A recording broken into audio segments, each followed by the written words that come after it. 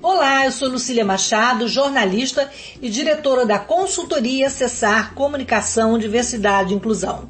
Este é o podcast Acessando Lucília, que você ouve e assiste todas as terças-feiras, a partir das 18 horas, na web rádio Censura Livre, pelos canais do Facebook e do YouTube. Fique com a gente!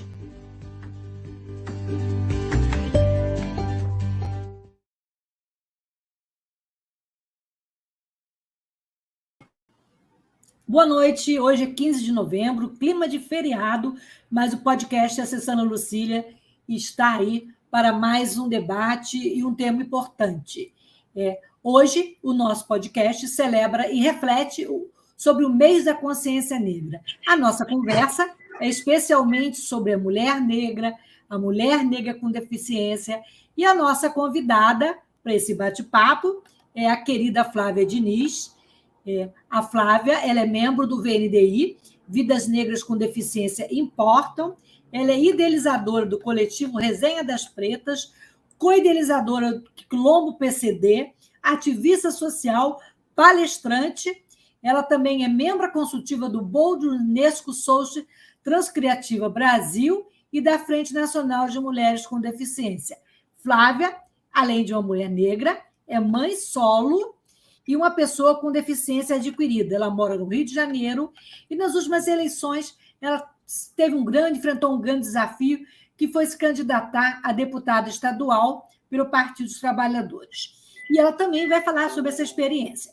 Então, eu vou me descrever, sou uma mulher branca, de cabelos castanhos escuros, óculos dourados, com uma correntinha, brinco verde, um leve batom na boca, estou com uma blusa com estampas rosas, florida, para comemorar a primavera. E então, Flávia, queria que você se descrevesse para os nossos ouvintes. Boa noite e obrigada por ter aceito o convite. Obrigada a você, Lucília. Esse nosso encontro já está aí marcado, né, há um tempo, e nasceu nosso filho. Bom, vamos lá. Eu sou uma mulher preta retinta, apesar da luz aqui não estar me favorecendo muito. Estou me achando até clara, assim. Mas, enfim, sou uma mulher preta retinta, cabelos crespos, curtos, né, bem, totalmente naturais. Estou vestido com uma camisa de bolas amarelas, ela é amarela com bolas brancas, um batom vermelho, não leve vermelho, um vermelho mesmo, vermelho PT. Ao meu fundo, um brinco, uma argola em resina no mesmo tom da minha camisa. Ao meu fundo, eu tenho é como se fosse uma parede de vime, e aqui algumas folhagens. Tem aqui uma lança de São Jorge, aqui uma lança de São Jorge, e do outro lado um pedaço de uma espada também de São Jorge, aí colocando toda a minha africanidade e as minhas religiões de matriz africanas dentro do meu lar também, né? Dentro da minha vida. Isso é muito importante. Flávia, a disparidade entre negros e brancos em relação à renda, mercado de trabalho e os cargos ocupados, né, são, entre outros quesitos, objetos de uma pesquisa realizada recentemente, Desigualdades Sociais por Cor ou Raça no Brasil, feita pelo IBGE. Como que você vê esse resultado, não só da pesquisa, mas dessa realidade, né, onde a desigualdade ainda se reproduz em todas as questões apresentadas, né? E elas causam vários impactos na vida da população negra, que é a maioria do país. Como é que você vê ainda esse cenário de desigualdade que impera no Brasil em pleno 2021? Lucília, eu vejo com penar, mas não com surpresa, né? Porque tirando os governos do PT, né, onde a gente teve aí ações voltadas para nós, nenhum outro governo olhou para nós, né? Em um governo de 8 anos, mais 4 com da nossa presidenta Dilma, né, 12, e mais 2, né, de um governo já interrompido golpeado da nossa presidenta, não consegue, de forma alguma, reparar uma disparidade tão grande de 500 anos, né? Quando quando os negros foram libertos no dia 13 de maio, não, nós não fomos libertos.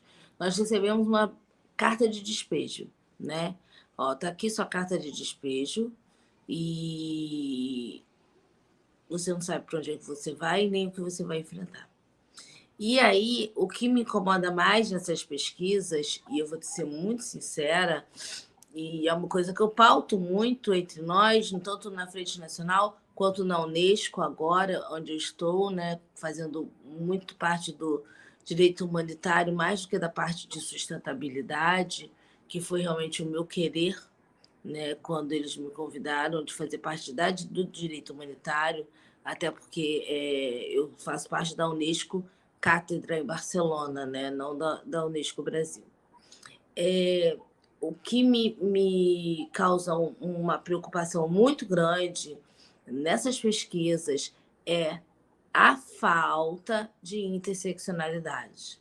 Um conceito trazido por Lélia Gonzalez, e né, já tão antigo, trazido por Lélia Gonzalez na década de 70, e hoje em dia se fala tanto interseccionalidade, mas engraçado, se interseccionaliza com a população LGBTQIA+, por exemplo, mas não se interseccionaliza com classe econômica, mas não se interseccionaliza com a pessoa com deficiência.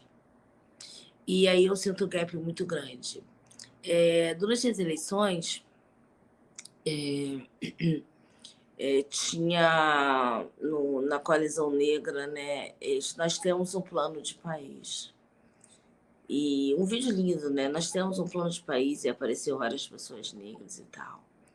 E eu fui muito contundente. Que plano de país é esse que não inclui as pessoas negras com deficiência? Nós somos a maioria, dentro mais de 45 milhões, que a gente sabe, né? E esse censo é outra coisa que a gente vai ter que resolver, esse censo inclusivo. Então, que plano de país é esse que não inclui pessoas pretas com deficiência? Que plano de país é esse que não faz essa interseccionalidade? Eu falo que eu sou um combo, né? Eu sou uma mulher preta retinta, eu sou bissexual e eu tenho uma deficiência. Sou pobre, né? Sou mulher periférica e tenho uma deficiência. Então, eu tenho uma série de marcadores sociais, enquanto mulher preta que sou. E não adianta cuidar só da minha bissexualidade, ou só. Não adianta a gente cuidar só da causa da bifobia, do capacitismo, ou do racismo, ou da aporofobia, né, que é o preconceito ao pobre. Não, nós temos que tratar isso de forma interseccionalizada, de forma transversalizada. Quando eu E sofro como um unificar essas ataque... lutas, Flávia? Qual seria a melhor forma ou caminho para unificar essas lutas? O melhor caminho para unificar essas lutas, primeiro, é entender que elas são interseccionais, que elas andam juntas. Primeira coisa. Né? Primeira coisa, até mesmo quando a gente vê o nosso movimento com deficiência e vê-lo muitas vezes de forma fragmentada, né? Só o autismo, só o surdo, já é uma coisa que, enfim, não funciona. Mas o mais importante é você entender que você tem que tratar de forma interseccionalizada. A partir do momento que eu perco, por exemplo, um emprego, e eu não sei se eu perdi um emprego, uma chance de palestra, eu sou palestrante, e eu não sei se eu perdi porque eu sou preta, porque eu sou uma pessoa com deficiência, porque eu sou uma pessoa bissexual, ou porque eu não me enquadro entre as pessoas que estão dentro de uma burguesia, né, e carregam uma série de títulos nas costas. E, assim, não tenho nada contra títulos, acho lindo uma pessoa ser acadêmica, só que o academicismo, para mim, não serve se ele não estabelecer uma linguagem direta com o povo. né? Academicismo sem vivência, que valia tem? Já a E vivência que sem forma seria? academicismo transforma, né?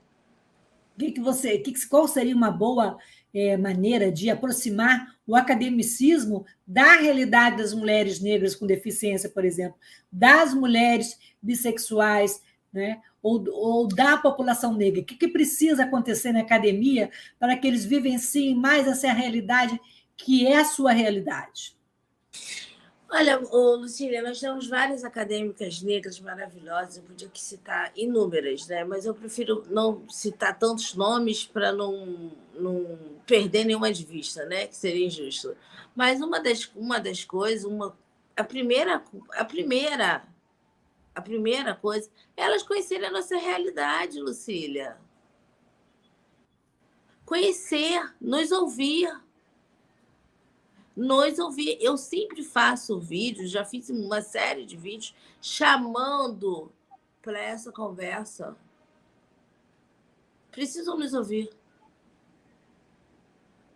Sem sombra de dúvida, elas precisam nos ouvir. Precisam ouvir as mulheres com deficiência no sentido geral. A partir do momento que eu vejo uma propaganda institucional sobre violência doméstica e não vejo uma mulher com deficiência, nem preta e nem branca, me assusta. A partir do momento que eu vejo uma propaganda institucional de mulher com deficiência participando só quando a propaganda está ligada à doença, me assusta. A partir do momento que eu não vejo uma propaganda institucional no Dia dos Namorados com uma mulher com deficiência, me assusta. Por quê? Porque não somos assexuais, não Não trabalhamos com somos afeto. consumidoras, né? Não passamos uma imagem de quem consome, de quem namora, de Consome, quem ama, de quem se perfuma, de sim. quem. E consumimos muito mediante dentro das nossas condições, cada um com a sua condição, cada mulher com deficiência com a sua condição, o homem com deficiência com a sua condição, consumimos e consumimos muito.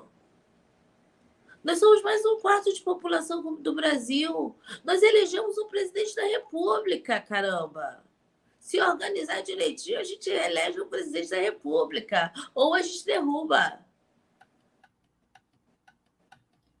Né? Então, enquanto não olharem para a gente como pessoas, agentes transformadoras e formadoras de um país efetivamente melhor e principalmente de um país nessa luta contra o racismo, a coisa realmente não vai andar. Eu não acredito, e eu quero deixar isso bem gravado aqui, eu não acredito em uma formação de país melhor por parte da negritude sem que pessoas pretas com deficiência estejam inclusas.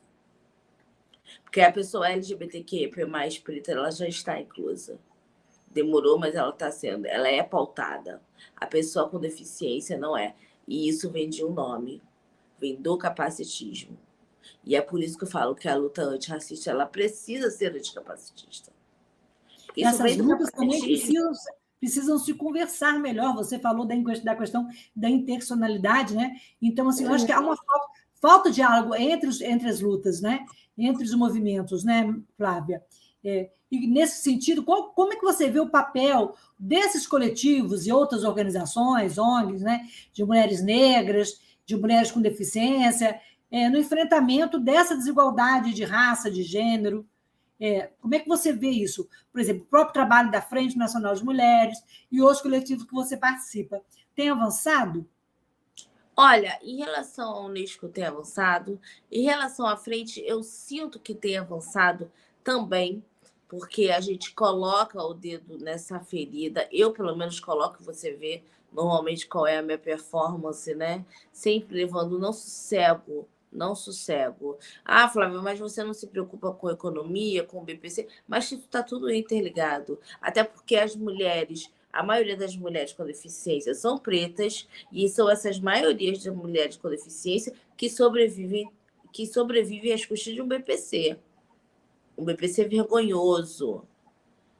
As mães dessas crianças são pretas. As mães dessas crianças são solos. Eu tenho um livro que se chama Mães Pretas, Antologia, Dororidade, Antologia e Dororidade.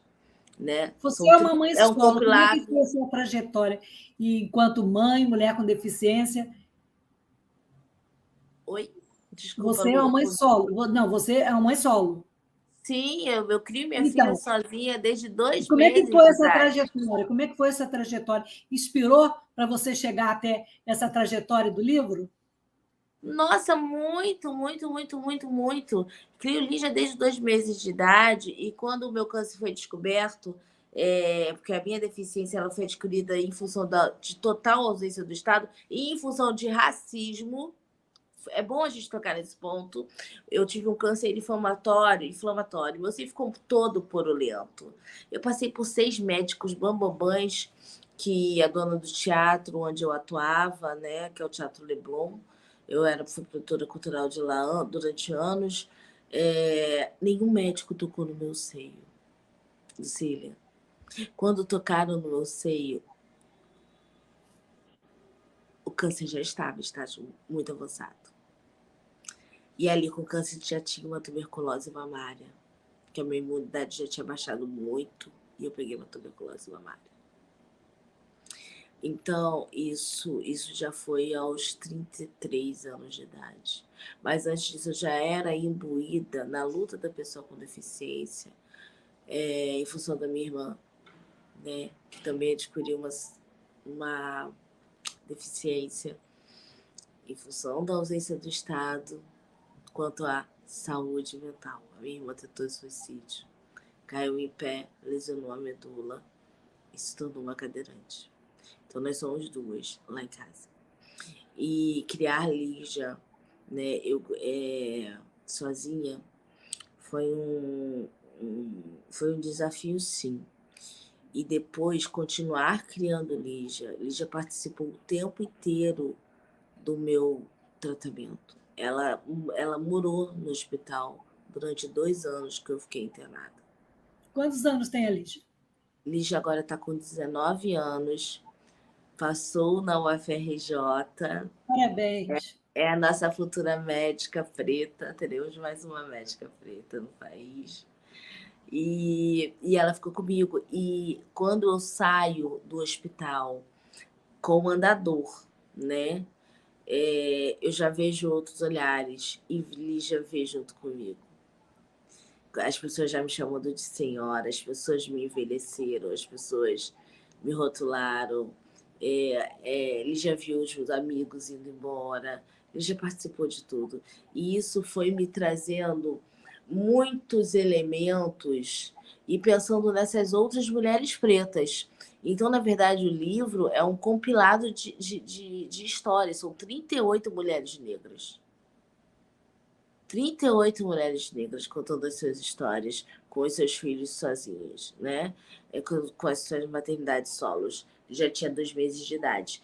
Então, isso me inspirou demais. E eu vou te ser bem sincera, me inspirou mais ainda quando eu me tornei uma pessoa com deficiência, porque eu fiquei com o andador pouquíssimo tempo. Meu médico logo me mandou para a cadeira, porque a tuberculose atingiu os meus ossos, atingiu o meu sistema nervoso central, então eu caía muito mesmo de andador, então só posso andar de andador em casa, né? Na rua, qualquer coisa, é só cadeira e tem que ser a cadeira motorizada. Ou seja, que eu não tive dinheiro para comprar, foi uma vaquinha no Twitter, sabe? Uma série de impropérios que estão em volta por eu ser preta, por eu ser pobre, você está entendendo? E que a maioria dessas mulheres pretas com deficiência são pobres. Você sofre mais Ou discriminação são por ser mulheres negra com ou por mulheres ser sem uma mulher com deficiência? deficiência. Oi? Você sofre mais, você vê mais. Onde o preconceito é maior? É contra a mulher negra ou contra a mulher com deficiência? Ou é duplamente, ou não tem como separar as duas coisas? Eu posso te fazer um antes e um depois, né, Lucília? Eu sofri muito com racismo a minha vida inteira, Porque eu sou uma mulher preta retinta. Eu não tenho passabilidade nenhuma. Ninguém me chama de morena, né? Então, eu sofri muito racismo. E depois, com a deficiência, o racismo tomou um maior volume, né? O racismo cresceu e veio aí o capacitismo Potencializou. colocando por quê? Potencializou. Por que o racismo potencializa o capacitismo e vice-versa? Porque o negro já tem um estigma que ele não tem também, que ele não tem capacidade, que ele não tem informação, que ele não tem condição. Aí veio o capacitismo e te potencializa mais isso ainda, quando você é preta. Entendeu? O capacitismo ele potencializa isso. E o racismo, ele potencializa o capacitismo. Lucília, eu vou te fazer uma pergunta muito clara. E eu tenho certeza que você vai me responder com toda honestidade. Desses nossos influencers que a gente vê na internet, influências de pessoas com deficiência, quantas pessoas pretas você conhece? Eu Muito conheço poucas, uma. né? Eu não consigo nem enumerar, mas assim, eu sei que são poucas. Pouquíssimas. Poucas, e assim, e muitas nem assumem a sua negritude. Porque assim, que assume a sua negritude porque não tem passabilidade, a gente tem a blogueira PCD maravilhosa, e outros, eles não assumem a sua negritude porque ele tem passabilidade. E a partir do momento que ele começar a falar de racismo, se colocar enquanto pessoa negra, ele não vai mais ser uma influência. Ele não vai mais ter a oportunidade. Por isso que a luta antirracista tem que ser anticapacitista, até mesmo porque o futuro do corpo é a deficiência. Só não vai obter uma deficiência quem morrer antes. Se você envelhecer, meu amor, você vai ter uma capacidade. Falando com você, não é com a Lucília, não. Com você que está aí do outro lado, provavelmente me vendo em algum momento. Se você não envelhecer, é porque você morreu. Se você envelheceu, você vai ter uma deficiência.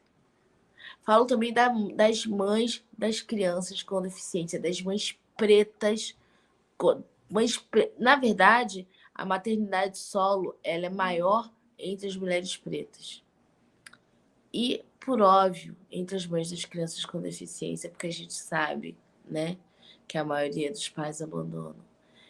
Então, eu me preocupo muito em trazer para o nosso meio, Lu, mulheres, mães pretas, solos de crianças com deficiência.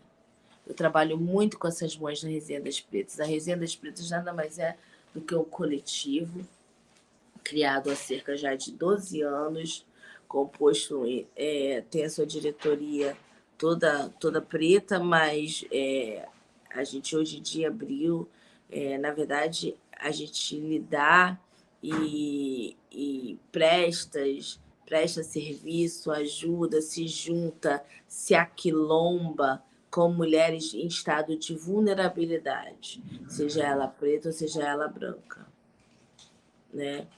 E isso me fez ver muita coisa, me fez aprender demais.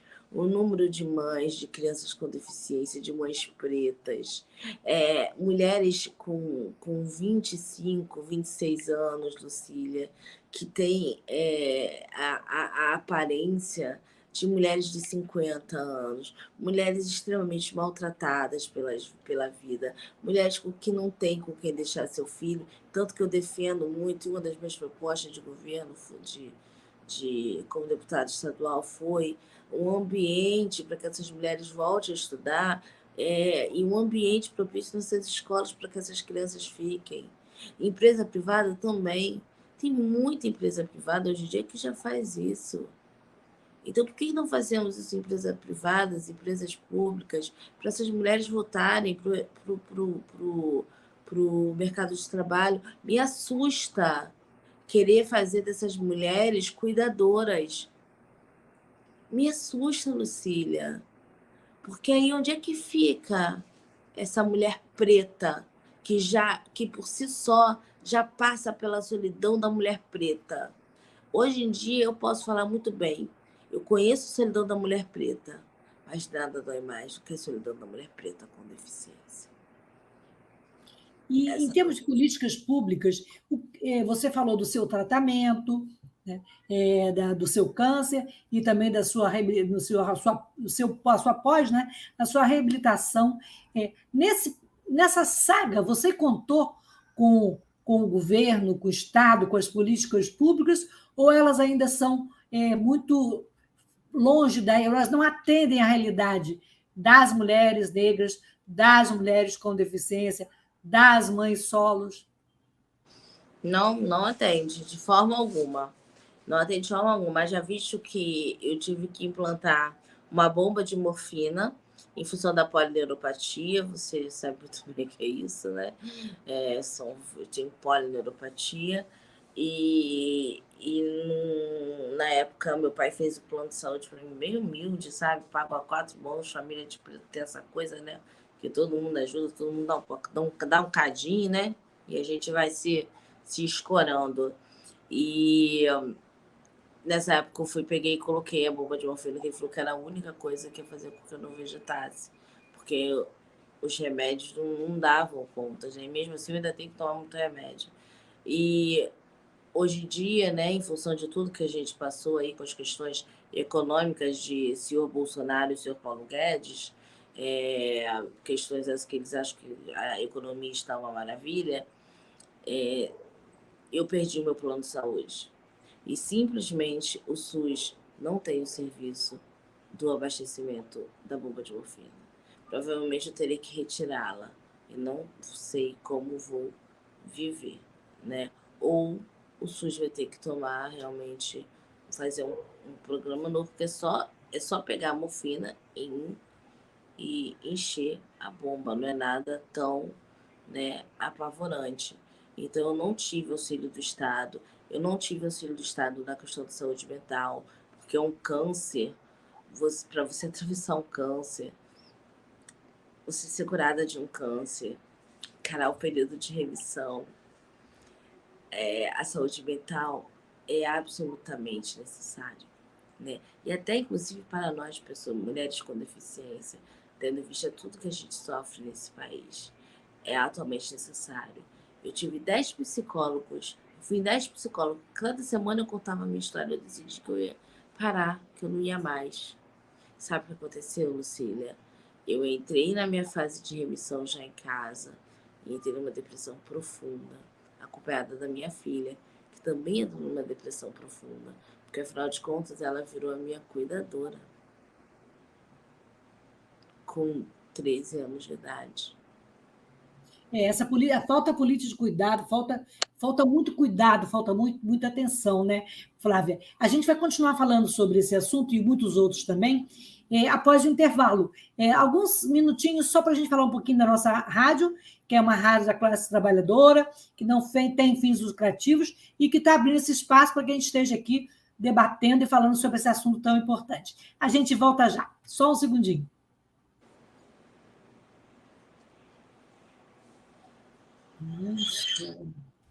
Para manter o projeto da Web Rádio Censura Livre de uma mídia alternativa, buscamos apoio financeiro mensal ou doações regulares dos ouvintes, de amigos e parceiros, já que não recebemos recursos de grandes empresas, políticos ou partidos. Seja um apoiador regular e ouça o agradecimento no ar durante as edições dos nossos programas. Sua ajuda é muito importante para nós. Enviamos prestação de contas mensal aos nossos apoiadores. Temos uma vaquinha virtual permanente. Anote o endereço virtual apoia.se/CL Web Rádio. apoia.se/CL Web Rádio. Saiba mais sobre a emissora no WhatsApp 21 96553 8908. Web Rádio Censura Livre, a voz da classe trabalhadora. Para ajudar a Web Rádio Censura Livre, anote os dados da nossa conta. Banco Bradesco, agência 6.666, conta corrente número 5602, dígito 2. Se preferir, nosso Pix é 32 954 696 0001 81. Somos uma emissora sem fins lucrativos e as contribuições são para pagar os custos de manutenção e transmissão. Desde já agradecemos a sua ajuda. Web Rádio Censura Livre, a voz da classe trabalhadora.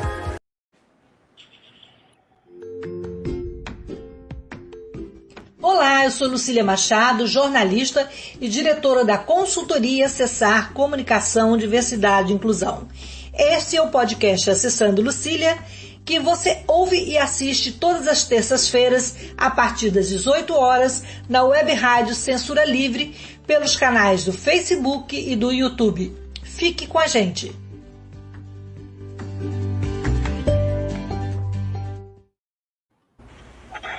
Voltando ao bate-papo nós estamos falando sobre as questões que envolvem a mulher com deficiência, a negritude, a mulher negra e todo esse cenário que faz parte do nosso cotidiano, né? Então, eu acho que a Flávia está voltando aí do intervalo, e enquanto a Flávia volta, vocês podem dar um like na nossa live e compartilhar também. Está sendo transmitida pelo Facebook, YouTube, Twitter. E você também pode fazer perguntas para a gente. Flávia voltou? Eu acho que a Flávia ainda não voltou. Não, eu estou aqui. Está voltando. Tá voltando. Ô, Flávia, eu queria agora falar que você falasse um pouco como essa experiência como candidata a deputada estadual. Por que você se candidatar e como foi essa experiência? Bom, vamos lá. O meu desejo em me candidatar... Você está sem imagem, mas a câmera está aberta e eu te vejo perfeitamente. Você não aparece perfeito. A câmera está aberta e eu te vejo perfeitamente, amiga.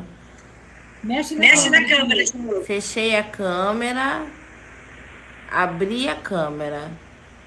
Não aparece. Te vejo perfeitamente. Vai falando aqui que você escolhe de alguma maneira. Tá, vamos lá. Eu sempre tive o desejo de me candidatar, né? Eu sempre tive o desejo de fazer políticas públicas, Lucília. Sempre tive esse desejo de fazer políticas públicas. E por isso veio aí essa minha empreitada, né? Quando o assunto é pessoa com deficiência se candidatando, só mudam as siglas, né? Porque o tratamento é o mesmo, né? Duvido da sua capacidade, acho que aquilo é só uma ideologia, e não, né? Não. Nós, pessoas com deficiência, podemos falar de tudo dentro da área política. Nós não somos obrigados a falar só de pessoas com deficiência. Nós podemos falar de economia, nós podemos falar de uma série, né, de educação, de saúde, de uma série de outros temas que são pertinentes a políticas públicas do nosso estado, que no meu caso eu fui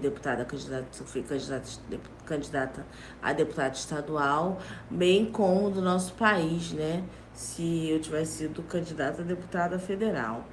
Olha, Lucília, foi extremamente difícil, né? Dinheiro muito curto, né?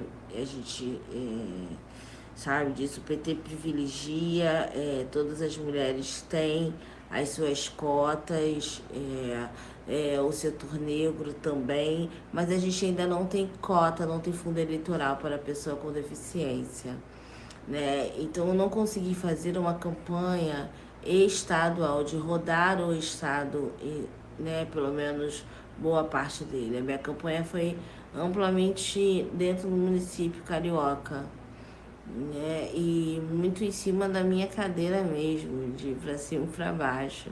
E fiquei. Isso me embala a voz um pouco, mas fiquei particularmente feliz com o resultado, né?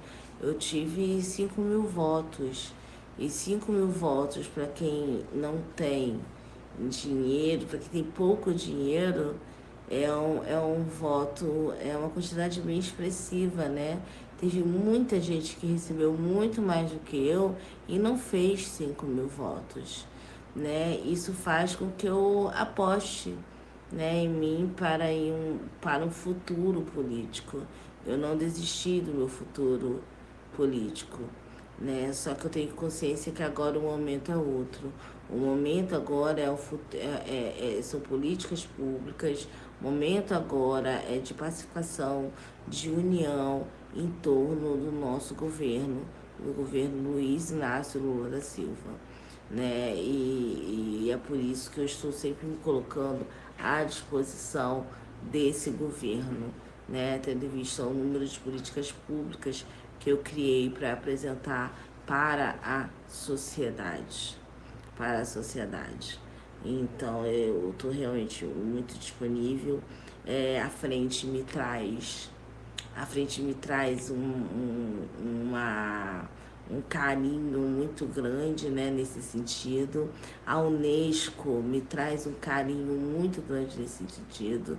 E aí, quando eu penso na Unesco, cara, em função da minha candidatura, coisas muito legais aconteceram, né? Como ser convidada para ser membro da Unesco, representando a sociedade civil do Brasil, brasileira, junto à Unesco de cátedra.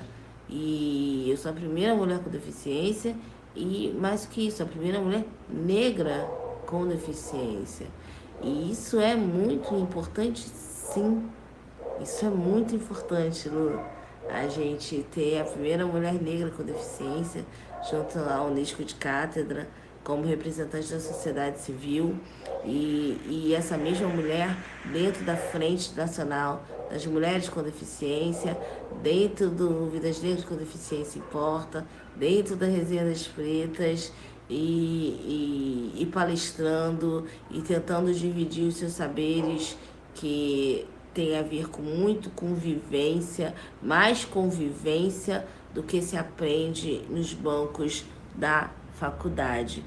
A câmera voltou, Lu? Agora eu não te ouço. Não voltou, não. Eu acho que deve ser algum problema no seu celular. Não, pra mim tá perfeito aqui, tá igual tava antes. Mas não aparece a sua imagem. Mas vamos seguindo, né? Tá bom. Falando do assunto da campanha, eu queria que você contasse que você sofreu ameaça. Você passou por momentos difíceis quando você foi agredida na rua. Como é que você lidou com essa situação? Conta pra gente um pouco desse constrangimento, dessa vergonha que o Brasil fez você passar, né? O mais difícil, Lu, eu passei por um momento difícil, foi quando eu tive que sair da área que eu morava, que era uma área totalmente miliciana, comandada aí por enfim, a gente sabe muito bem por quem, e eu prefiro não ficar falando nomes nesse sentido. E aí vim para a zona norte do Rio de Janeiro, em um belo dia de campanha, eu voltando para minha casa, aqui na 28 de setembro, na zona norte do Rio, duas mulheres vieram atrás de mim falando mal do nosso presidente, porque a minha cadeira é toda adesivada, estava toda adesivada, principalmente em época de eleição. Eu ainda continuo com alguns adesivos que eu não tirei, porque virou um xodó para mim. E falando dele, eu ali me segurando, não vou responder. Quando eu embico a cadeira e entro na vila onde eu moro, aí elas começam. sua aleijada, além de aleijada, você devia ser cega. Ah, cega você já é, porque não tá vendo que vai votar no presidente e aí adjetivando o nosso presidente. Além do mais, e ainda é candidata. Agora vê se pode. Preta e ainda com esse cabelinho de sapatona.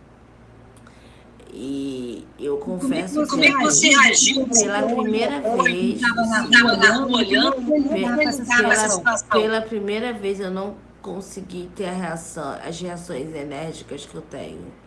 Eu parei, eu me debulhei em lágrimas. E aí uma pessoa que mora aqui na vila viu, desceu correndo, tentou ir atrás para buscá-las. O que me incomodou mais ainda é que tinham pessoas ali arrumando o interfone que não tomaram uma providência, né? Parecia que comungavam da mesma opinião que elas. E ali, naquele dia, foi mais uma situação, Lu, que eu não sei se eu sofri racismo, capacitismo ou LGBTQI mais fobia, ou se eu sofri tudo junto. Entendeu?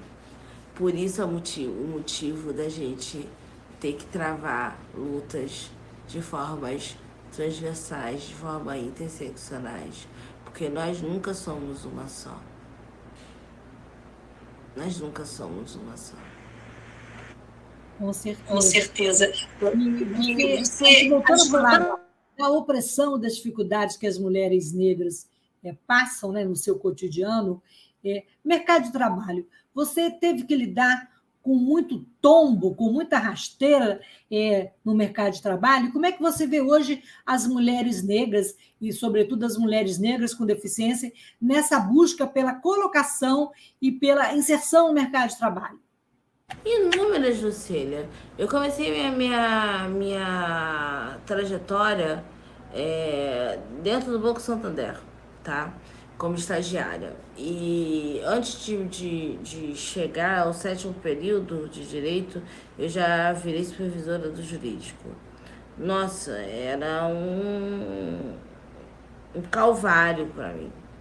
Depois do Santander, eu fui para a American Express. E na American Express eu comandava todas as salas VIPs da American Express nos brasileiros da América do Sul inteira. Era totalmente inadmissível. Eu era barrada dos locais que eu podia entrar por ter o cargo que eu tinha dentro do aeroporto. E eu nunca abri mão da minha negritude, então eu trabalhava de tranças, meu coque era um coque de tranças, né? Eu sempre trabalhei toda trançada, sempre, nunca abri mão da minha negritude. E depois eu fui pro Teatro Leblon. No Teatro Leblon, dia sim, dia também, eu tinha que apresentar, eu era a única que tinha que apresentar minha carteira funcional para poder entrar. Dia sim, dia também. E aí, quando eu adquiri a minha deficiência, ainda no Teatro Leblon, né, que inclusive foi lá que eu fui aposentada em época da reforma da Previdência, por isso que, por mais que eu tivesse um salário melhor, eu acabei me aposentando com um salário mínimo. Eu, depois de adquirir a deficiência, de voltar à normalidade com a deficiência, aprendendo, né, me aceitando diariamente, porque eu acho que não existe processo de aceitação definitivo. Cada dia a gente passa por uma coisa que mostra pra gente que a gente precisa realmente se aceitar. Cada dia é um desafio diferente. Eu sempre falo que a aceitação é processo diário, pelo menos realmente ao meu ver. E depois que eu passo por isso, eu me reinvento e vou para as redes sociais. Nas redes sociais, macaca aleijada, o que você está fazendo aí? Eu não pago internet para ficar vendo uma mulher preta desse jeito, com esse corpo torto, porque a minha barriga de um lado ela é maior por causa da bomba de morfina, né? E aí eu saio das redes sociais, eu não aguento. Eu não aguento e depois de um ano eu retorno. e retorno com o intuito já de começar a dar palestras mediante a tudo que eu vivi. E como é que foi esse retorno? Forte? Foi um retorno que eu tive bastante receptividade de muitas manas pretas sem deficiência, né, e algumas com deficiência, né? Mas foi um retorno difícil, porque eu ainda passei por isso algumas vezes. No Twitter, eu já recebi inúmeros, e na minha candidatura só se avolumou fotos de mulheres pretas sendo fatiadas, fotos de mulheres pretas mortas e jogadas em cima do carro, violentadas, vídeo, olha aqui o que eu faria com você, né? E coisas horríveis. E isso até hoje ainda acontece nas minhas DMs, principalmente no Twitter, tá? No Twitter é pior ainda, por causa da... Nossa, não imaginava que fosse pior as coisas. Flávia, pode comentar sobre o Twitter. E o Twitter, ele parece ser mais tóxico, mas o Instagram também, né? O Instagram é sempre falando do meu corpo, né? O dia que eu me atrevi a colocar maiô e tomar banho no meu chuveirão e minha filha me filmou e virou um rios lindo, eu recebi, nossa, 1000 comentários legais. Mas em compensação, cada comentário de você... que se você não for forte, você se esconde embaixo da cama e não volta nunca mais. Né? É difícil sobreviver. Exatamente. E aí eu entrei, comecei a revirar. Eu falei, eu tenho que fazer alguma coisa, eu tenho que arrumar uma fonte eu tenho que ter um plus na minha fonte de renda, eu não posso viver ganhando só o que eu ganho. Eu tenho uma filha, eu tenho uma casa, eu pago aluguel, eu pago luz, eu pago água, eu tenho que comer, eu tenho que comprar remédios. Você sabe o nosso custo de remédio como é que é, você tem noção disso. E aí eu comecei a dar palestras, né? E antes eu passei por uma agência de influenciadores e eu via que até no Novembro Negro eu não era chamada porque eu tinha uma deficiência, né? Então não me consideravam tão preta assim. E na época da pessoa com deficiência, só eram chamados influencers brancos. Como que se a minha negritude anulasse a minha deficiência. Então é um mecanismo que você não consegue saber quem você é.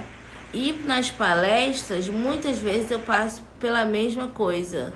Né? Agora que eu tô começando a ser mais chamada, ter uma palestra por mês, alguma coisa assim, e ser um pouco mais conhecida nesse título. E por óbvio, títulos como da Unesco me ajudaram, mas eu realmente não fico feliz por isso, né? Eu não gostaria que um título fosse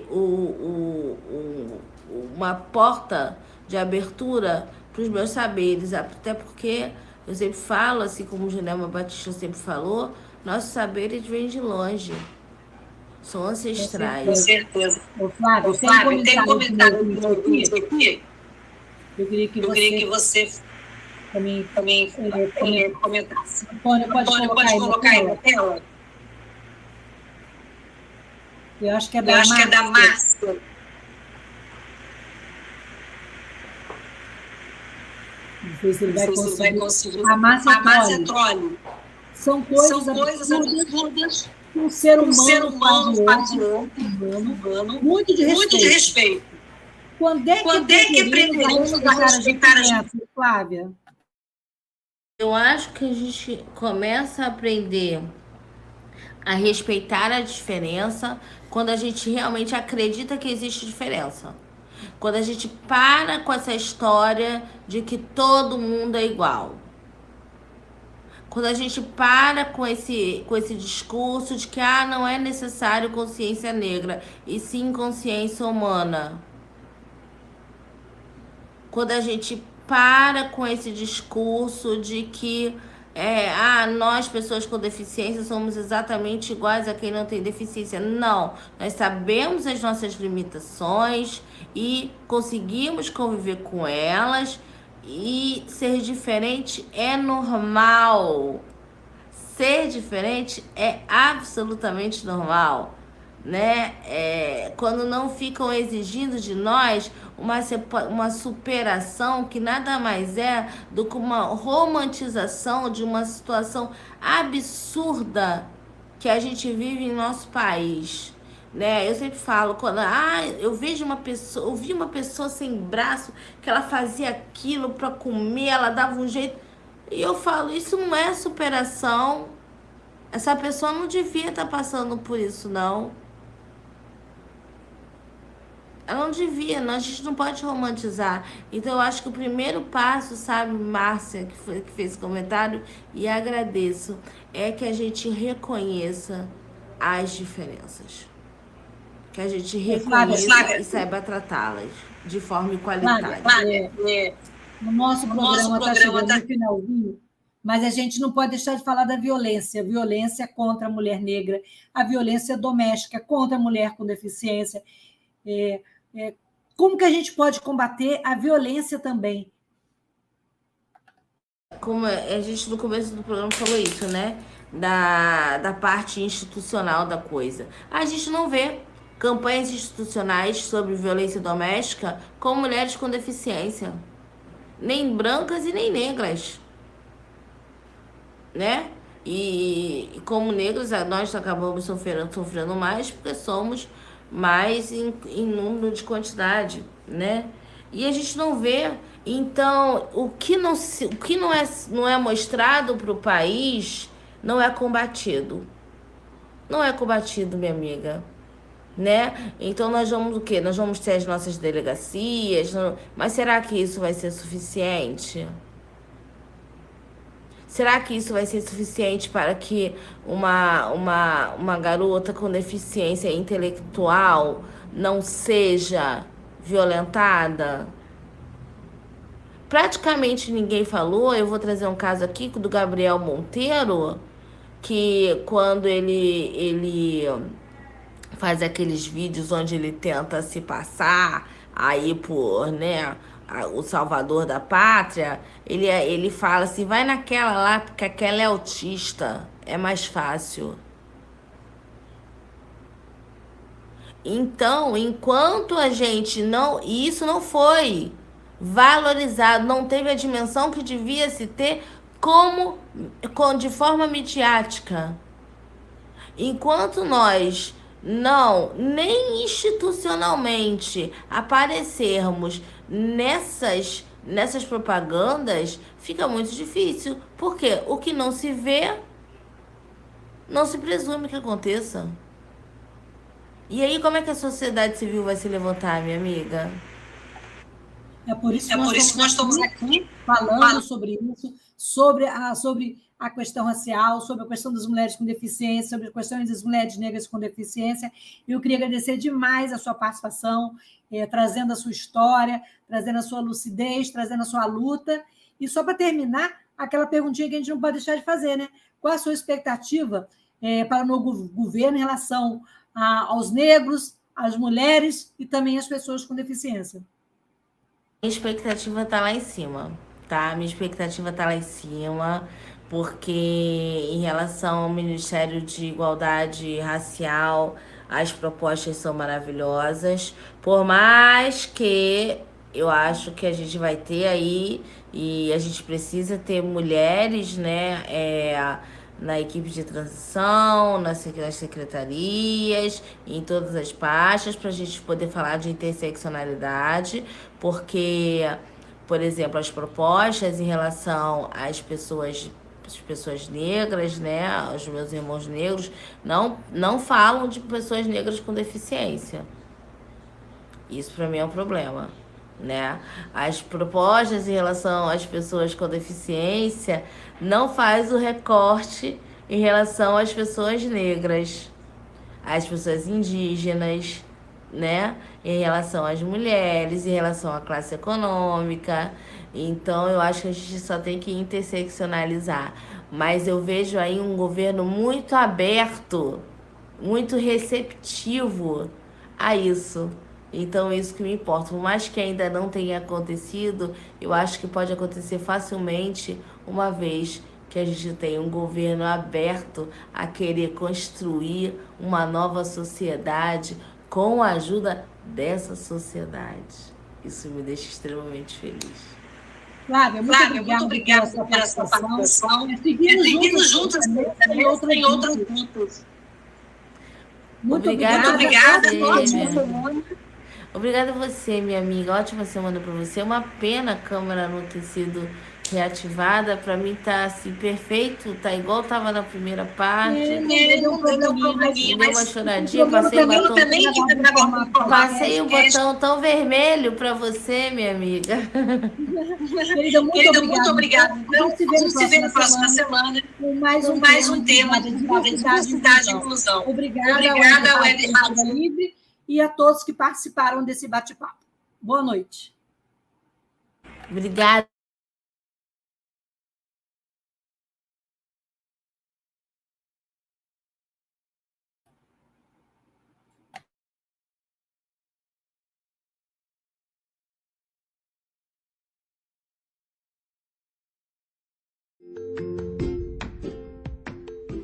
Olá, eu sou Lucília Machado, jornalista e diretora da consultoria Cessar Comunicação, Diversidade e Inclusão. Este é o podcast Acessando Lucília, que você ouve e assiste todas as terças-feiras, a partir das 18 horas, na Web Rádio Censura Livre, pelos canais do Facebook e do YouTube. Fique com a gente!